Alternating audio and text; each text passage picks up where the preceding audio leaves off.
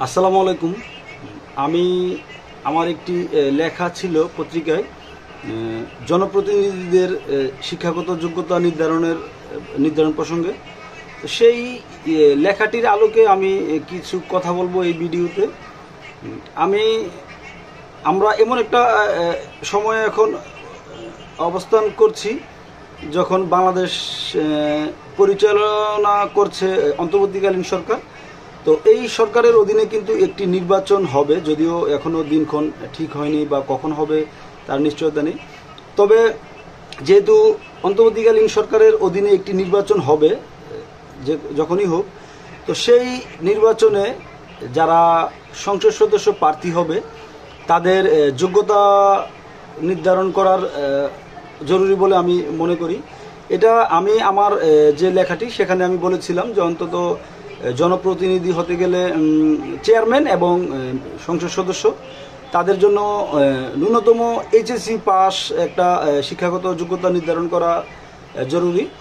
যদিও এখানে একটা অবাক করা বিষয় যে আমরা যেমন হিরো আলমদের জনপ্রতিনিধি হিসেবে দেখতে চাই না, তেমনি আবার শিক্ষাগত যোগ্যতা নির্ধারণ হোক সেটাও আবার অনেকে চায় না। এক্ষেত্রে গণতান্ত্রিক অধিকারের কথা বলা হয় অনেক বেশি। তবে আমি ব্যক্তিগতভাবে মনে করি জনপ্রতিনিধিদের শিক্ষাগত যোগ্যতা নির্ধারণ করা উচিত। কারণ একটা সময় বাংলাদেশে সাক্ষরতার হার খুব কম ছিল, উচ্চশিক্ষিত মানুষ খুব বেশি পাওয়া যেত না। কিন্তু বর্তমানে এসএসসি, এইচএসসি, অনার্স মাস্টার্স কিন্তু অসংখ্য মানুষ, ছেলে মেয়ে আছে আমাদের দেশে যারা দেশ পরিচালনার ক্ষেত্রে আমার কাছে মনে হয় যোগ্যতা সম্পন্ন। এই ক্ষেত্রে যে প্রচলিত গণতন্ত্রের অধীনে আমরা দেশ পরিচালনা করা হয়, সেই গণতন্ত্র বলে থাকে যে এখানে নাগরিক সকল ক্ষমতার উৎস এবং সবার অধিকার আছে, সমান অধিকার। তারপর নির্বাচন করার ক্ষেত্রে তাদের জন্য নির্দিষ্ট কোনো শিক্ষাগত যোগ্যতা থাকে না। অর্থাৎ এই ক্ষেত্রে হিরো আলম যিনি পড়ালেখা করেননি, খুব বেশি তার কোনো সার্টিফিকেট নেই এবং তার কথাবার্তাও তার যথেষ্ট সমস্যা আছে কথাবার্তার মধ্যে। তো এই একজন ব্যক্তি কিন্তু বিগত দিনে সংসদ সদস্য প্রার্থী হয়েছিলেন এবং তিনি নিজে দাবি করছেন যে তিনি যদি ভোট কারচুপি না হতো তিনি নির্বাচনে জয়লাভ করতেন, অর্থাৎ সংসদ সদস্য হতেন। যদি এই প্রচলিত গণতন্ত্রের প্রেক্ষিতে আমরা বলি তাহলে হিরো আলম অবশ্যই নির্বাচন করার যোগ্যতা রাখে এবং সে সংসদ সদস্য হওয়ার যোগ্যতা রাখে। কিন্তু এই যে তার নির্বাচন করা এবং সংসদ সদস্য হওয়ার একটা ব্যাপার, এটা নিয়ে কিন্তু আমাদের দেশের নাগরিক সমাজের বড় একটা অংশ সমালোচনা করেছে যে যদি হিরো আলমও সংসদ সদস্য হয় এবং সে সংবিধান প্রণেতা হয়, আইন প্রণেতা হয়, এই যোগ্যতা যদি সে তৈরি করে সংসদ সদস্য হওয়ার মতো, তাহলে এটা ভালো বিষয় হবে না, এটা অনেকেই বলে থাকেন। কিন্তু জনপ্রতিনিধিদের শিক্ষাগত যোগ্যতা নির্ধারণের ক্ষেত্রেও আমরা কিন্তু একমত হতে পারি না। আমরা এখানে ওই যে গণতান্ত্রিক একটা অধিকার নিয়ে আসি যে এক্ষেত্রে হয়তো তাকে মানুষ তাকে নির্বাচিত করবে না ভোট দিয়ে, সেটা আমরা বলে থাকি। কিন্তু তিনি নির্বাচন করার মতো যোগ্য কিনা সেই বিষয়টাও আমার কাছে মনে হয় আমরা মাথায় রেখে সেইভাবে কিছু করা উচিত। আমরা ইসলামী গণতন্ত্রের কথা যদি বলি, ইসলামী গণতন্ত্র বলে যে সকল ক্ষমতার উৎস মহান আল্লাহ তাআলা এবং রাষ্ট্র পরিচালনার জন্য যারা কর্তৃপক্ষ হবে অর্থাৎ জনপ্রতিনিধি হবে তারা অবশ্যই যোগ্যতা সম্পন্ন হতে হবে এবং অন্যদের চেয়ে জ্ঞানী হতে হবে, সব কিছু মিলিয়ে যোগ্যতা সম্পন্ন হতে হবে। তো সেই জায়গা থেকে কিন্তু হিরো আলম বা যারা একেবারেই পড়ালেখা জানে না তারা কিন্তু অন্তত চেয়ারম্যান এবং সংসদ সদস্য হতে পারে না। যদিও আপনি যদি এখন এটা করেন যে এসএসসি, এইচএসসি যদি নির্ধারণ করে দেন, সেই ক্ষেত্রে দেখবেন যে গ্রামের যে একটা মেম্বার হয়, ইউপি সদস্য, সেও কিন্তু দেখা গেছে অন্তত এসএসসি, এইচএসসি পাস যোগ্যতা সম্পন্ন অসংখ্য মানুষ আছে যারা গ্রাম পরিচালনা করতে পারে, ইউনিয়ন পরিচালনা করতে পারে। কিন্তু আমি যেহেতু একটা প্রাথমিক অর্থাৎ শুরু হবে যে শিক্ষাগত যোগ্যতা নির্ধারণের ব্যাপারটি, এই ক্ষেত্রে আমি মেম্বারদের জন্য কোনো যোগ্যতা যদি বলি যে না এটা থাকুক, এখন যেভাবে আছে এইভাবে থাকুক। অন্তত চেয়ারম্যান এবং পৌরসভার যে মেয়র এবং সংসদ সদস্য, ইউনিয়ন, তারপর সিটি কর্পোরেশনের মেয়র, তাদের একটা শিক্ষাগত যোগ্যতা নির্ধারণ করাটা আমার কাছে মনে হয় অনেক বেশি জরুরি। হিরো আলমের কথাটা বলছিলাম যে হিরো আলম সে আমাদের যেই ধারায় এখন দেশ চলে, যে গণতন্ত্র অনুযায়ী, তো সেই অনুযায়ী কিন্তু সে নির্বাচন করার অধিকার রাখে, সংসদ সদস্য হওয়ার অধিকার রাখে। তার চেয়েও পড়ালেখা কম এরকম অনেক মানুষও সংসদ সদস্য হয়েছে বিগত দিনে। তবে তার আরও একটা সমস্যা, সে সুন্দরভাবে কথা বলতে পারে না। এই দুইটা দিক, আমি শুধু এই দুইটা বিষয় আমি বিবেচনা করব তার শুধু জনপ্রতিনিধি হওয়ার ক্ষেত্রে।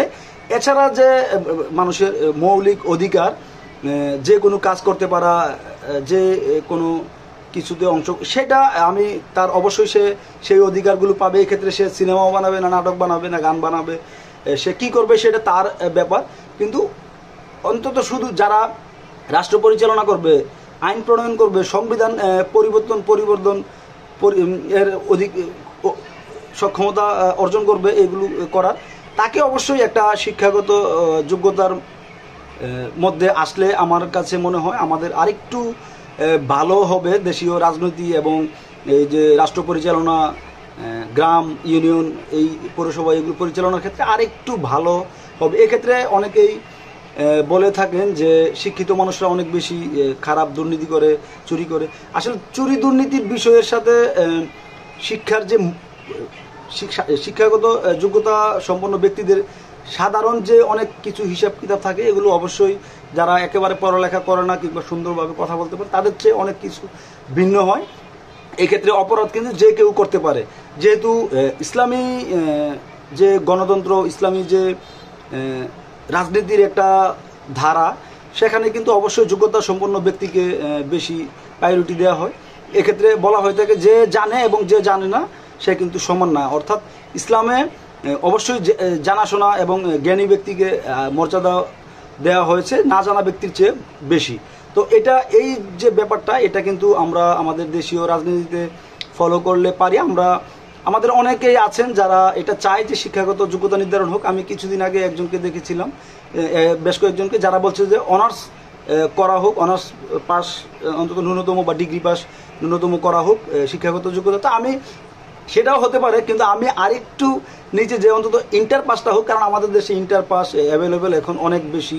ছেলেরা ইন্টার পাস বা এসএসসি পাস করলেও একটা পর্যায়ে পৌঁছাতে পারবো বলে আমার কাছে মনে হয়। কারণ আমরা এখন অনেক বেশি শিক্ষিত ছেলে মেয়ে বের হচ্ছে, অনেক যোগ্যতা সম্পন্ন মানুষ আসছে।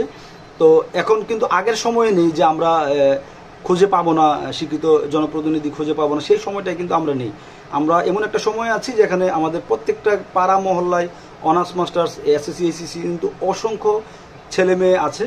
তো যাদেরকে যদি তাদের রাজনীতি করার সুযোগ দেওয়া হয় এবং এইভাবে যদি উৎসাহিত করা হয় যে শিক্ষিত ব্যক্তি ব্যতীত জনপ্রতিনিধি হতে পারবে না, সেক্ষেত্রে কিন্তু শিক্ষিত তরুণরা রাজনীতিতে আসার একটা আগ্রহ পাবে, উৎসাহ পাবে, এবং এটা জরুরি বলে আমি মনে করে থাকি।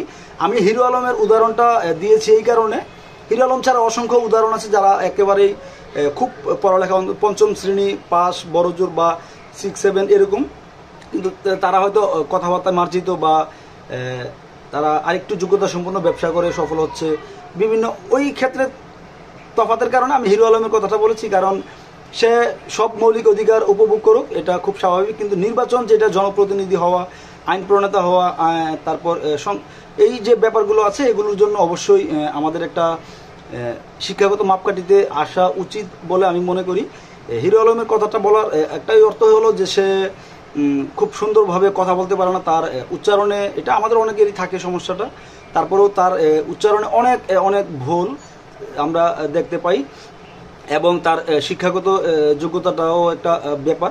তো সব মিলিয়ে আমি মনে করি যে আমরা যে গণতন্ত্রে আছি এখন, এই গণতন্ত্রের কুফলটা অনেক আছে। তার মধ্যে একটা হলো যে একেবারেই কিছু না জানা ব্যক্তি শুধু পরিচিতির দোহাই দিয়ে সংসদ সদস্য প্রার্থী হয়ে যাওয়া, যেটা আমি মনে করি এটা কাম্য না। যদিও আমাদের এই গণতন্ত্র এটা ঠিক আছে, আমি তার পক্ষেও বলেছিলাম যে সে সংসদ সদস্য হোক। তবে আমার কাছে মনে হয় আমরা একটা সিস্টেমে ঢোকা জরুরি, যেখানে আমাদের জনপ্রতিনিধিরা অবশ্যই শিক্ষিত হবে, তারপর অনেক বেশি তুলনামূলক জানাশোনার অধিকারী হবে, দেশীয় রাজনীতি, বিশ্ব রাজনীতি সব মিলিয়ে অনেক বেশি জ্ঞানের অধিকারী হবে বলে হওয়া জরুরি বলে আমি মনে করি।